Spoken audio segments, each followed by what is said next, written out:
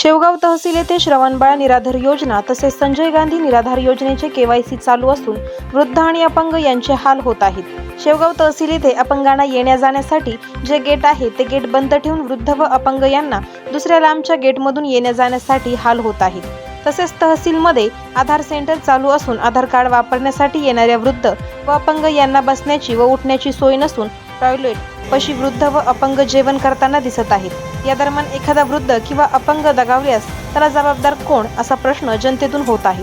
तरी प्रशासनाने वृद्ध व अपंगांसाठी योग्य ती जागा पाहून केवायसी सेंटर चालू करून नंबर 2 गटचे वृद्ध अपंगांना येण्यासाठी ते गेट खुले करावे अशी मागणी होत आहे। आवाज जनतेचा न्यूजसाठी प्रतिनिधी अमोल काकडे। करायचं आहे लाईव्ह कार्यक्रम किंवा आहे कसले आंदोलन जनसामान्यपर्यंत पोहोचेल आपला हक्काचा आवाज जनतेचा।